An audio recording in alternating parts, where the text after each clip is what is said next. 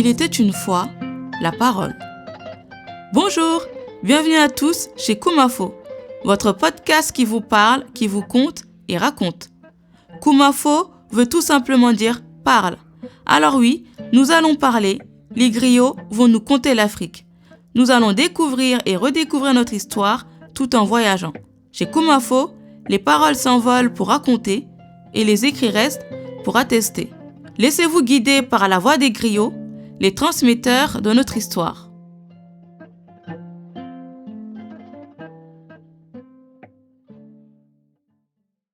أعوذ بالله من الشيطان الرجيم بسم الله الرحمن الرحيم ولا حول ولا قوة إلا بالله العظيم السلام عليكم غندو غراسي إلى جلولي ولا مروت نانجا كنا كي كاتشان دي بايري بينين كارو كي كان كوللا وينين كارو بيناتا كي جابي وينين كارو لا jalol meni be kacha kay ten ila nyinin karola wala mu jali moro suso sanduku wonku Gambia basainda be sabatirin sere kunda wala be tariko nin kumoli sayin kankan ye jalol la kunya men nyinin ka Mamadou Kuyate wala be kora ko sikanyinto awuluta sara lawle fuladu Casamance ba sainta abe sabatirin temanto fuladu Casamance kolda ma fanla. Bonjour Gundo. Tes griots sont venus s'entretenir avec toi et avec tous ceux qui nous écouteront afin d'apporter des éclaircissements à tes interrogations.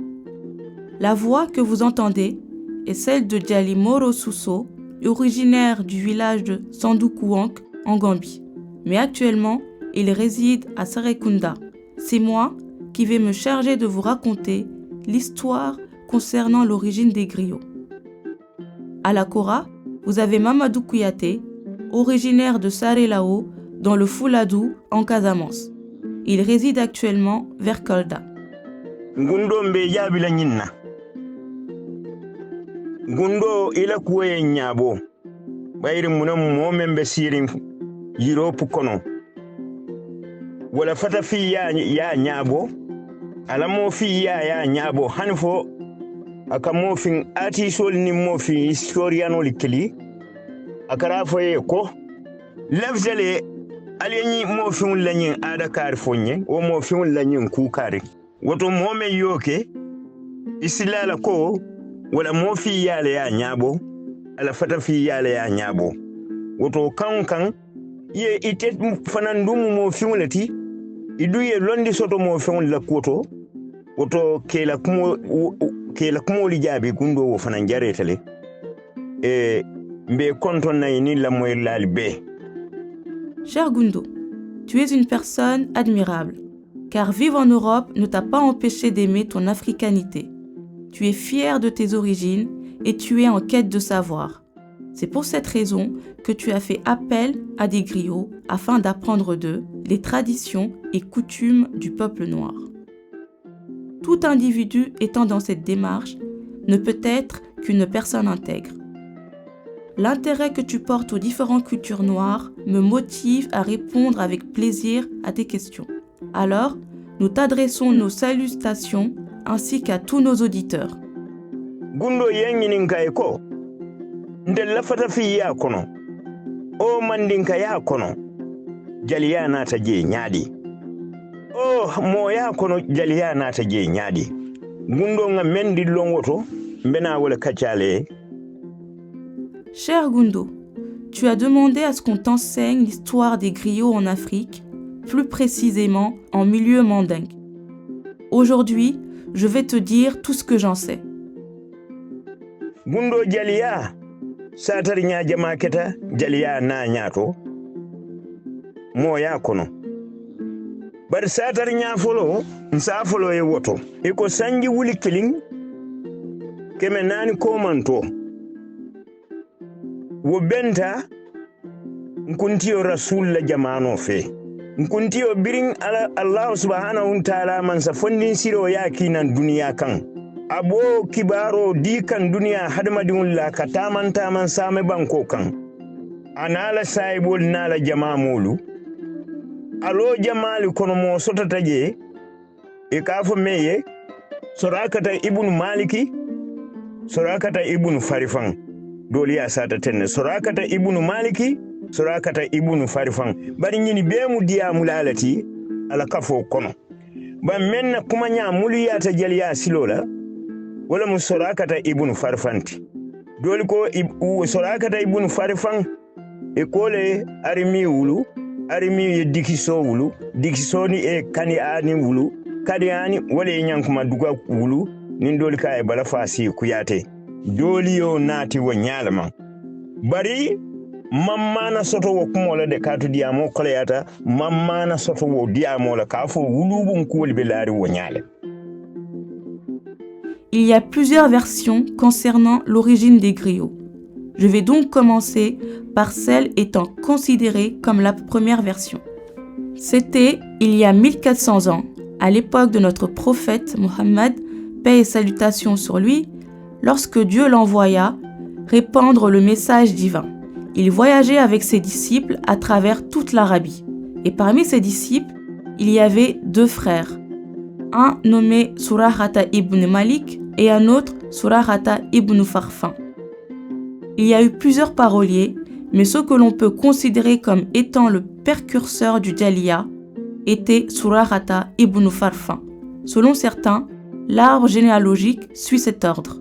Surahata ibn Farfan est le père de Armi, qui est le père de Dikso, qui est le père de Kandian et qui mit au monde Nyankumaduga, communément appelé Balafaseke.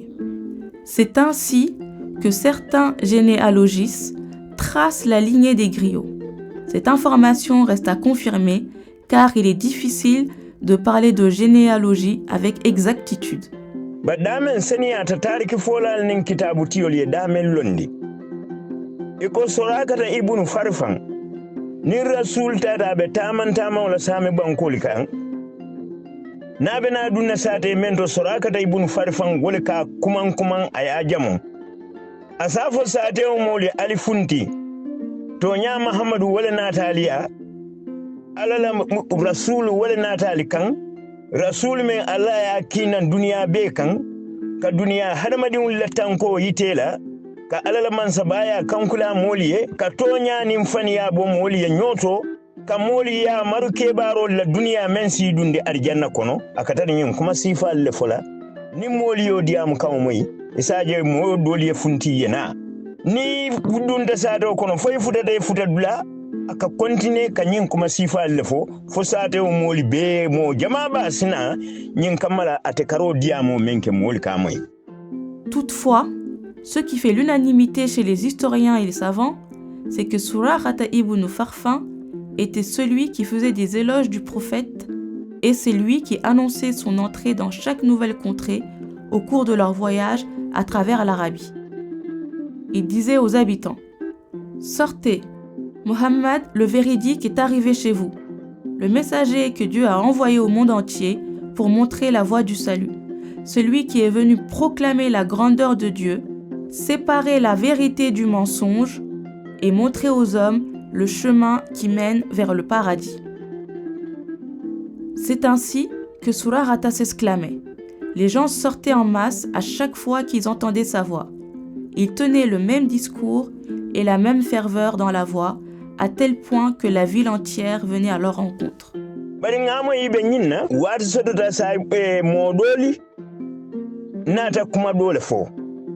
Ika rasul koma kuma wala mun kumati iko nibo yayo la nin ye femmen sodo ni seita rasulu na ya tala kafo mol tema akasora akatale tasiyandi mol beti inata koma kuma wala.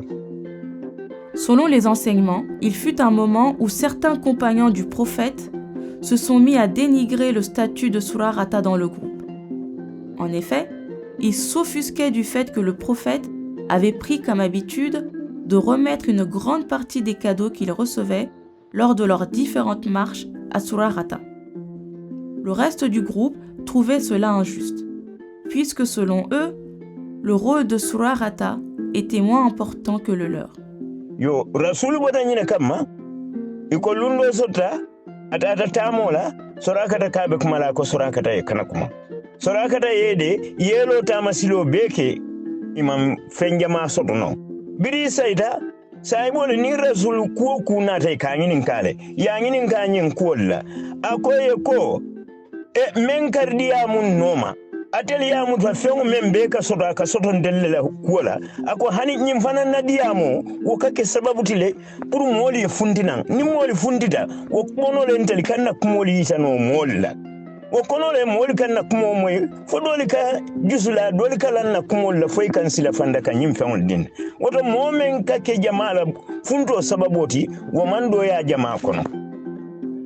Au cours d'un de leurs voyages, le messager de Dieu ayant eu pour écho les dires de certains de ses compagnons, il demanda à Surahata de garder le silence durant tout le trajet et de ne pas annoncer leur arrivée lorsqu'ils se rapprocheraient d'une ville.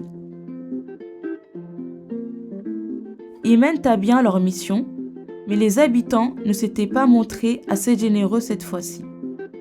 À leur retour, ayant fait cette constatation, les compagnons sont allés exposer leur constat auprès du prophète, paix et salutations sur lui. Le messager de Dieu leur répondit alors ceci. « Je voulais vous démontrer l'importance qu'avait la voix et les paroles de Surahata au sein du groupe. Contrairement à ce que vous pensez, c'est à travers sa voix que nous répandons notre message. C'est lui qui pousse les gens à sortir et à venir écouter ce que nous avons à leur dire. Et c'est aussi grâce à sa voix que ceux qui apprécient notre message se montrent généreux avec nous. Par conséquent, vous ne devez pas minimiser le rôle de celui qui pousse les gens à venir nous écouter. » Iko birin waketa wolum moli ye bunya di Surahata la moli funali be sontama woto wayidan hanbi tilo jalo ni la kumo faidata faida be fon la kumo la ni kumata moli kono moli ka soy male adu moli ka tama ila kuma kan le yo doli ko woto ni wala ko misali jaliya folota wala la bara amanda wala de iko lonna do fanan soto da rasul la fato kola e kala fa me sekul fajaji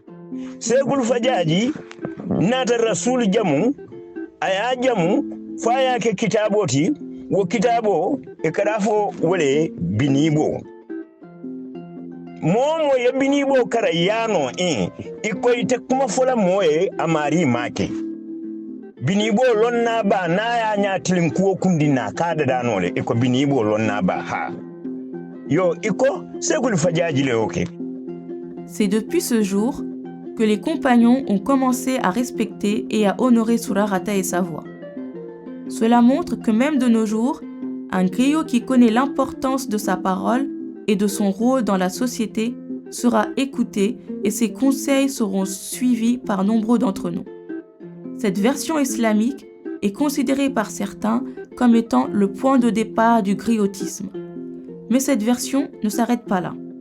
Aussi, il est raconté qu'un savant au nom de Sheikhul Fazazi, ayant vécu plusieurs siècles après la mort du prophète, avait fait l'éloge de ce dernier dans ses écrits. Il a publié un recueil de poèmes connu sous le nom de Binibo en milieu mandingue. La tradition dit que toute personne qui apprend et maîtrise le Binibo aura un pouvoir de persuasion et que quiconque le mémorise peut accomplir toute mission qui se fixe lui-même. Tout ceci grâce à l'œuvre de Sheikhul Fazazi. Adu Binibo niyo fananjube ala kuma kan kamuli yale ay rasul jamunne ay rasul nin Allah subhanahu temo fo ay ala saibo la kuma fo ay duniya fo ay lakira fo ay beteya fo ay jawya fo ay jamundirnya façon bele nati hadama di man kutoto ani Allah subhanahu la man sabaya kono kadu Binibo ala kuma kan doli beje ikata funti alqur'ano le kono o alqur'ano la kuma kan doli kadun nan Binibo kono bayri munemu niya Binibo kara e ka alqur'ana ayol jije wo Binibo ni ba fola ala kuma kan do mandi nsa taman sero di Binibo safe la ko Dans le Binibo, Fazaji ne s'est pas uniquement contenté de faire les éloges du prophète, il fait également les louanges à Dieu. Il lui rend grâce et il nous raconte aussi la relation que le messager de Dieu avait avec son Créateur, mais aussi de celle qu'il avait avec ses différents compagnons. Le Binibo traite aussi des sujets tels que la vie, la mort, la bonté, la méchanceté, les différentes formes de louange, l'être humain, mais aussi la grandeur de Dieu. Certaines paroles du Binibo sont inspirées du Coran. Donc on y trouve forcément des versets du livre saint. Je vais vous lire un extrait du Binibo. Kalillahi wajja bil muhasabi wanjala. Wala tabkiya anka fi mutahawala. Fakiri bihim mahran tahara munjila. Hakuye badallahi bil majid wali wala nabiyullahu ala liginani mubawawu. Niya nyim fasari yamaninka counter ifonsilala kuma bal la munyente. Si vous faites la traduction de ces paroles dans une langue mandingue, vous comprendrez que c'est un texte puissant. Le Binibo poursuit. Ako yoma wasilatina yoma alkiyamati wa hubbahu. Niyo jibe wom alquranolti. Wasilatina yoma alkiyamati buwa. Yoma tubla sarairun famala min quwwatin wala nasiri wa samai jati rajiya wala rijata sadde innahum laqawlun fasilun ma huwa bil hajri. Nibe binibo karane kanyini benati nyimu alqurana kumolati. Yo doli ya jaliya do misali wa fanannal. Wa fanamwe.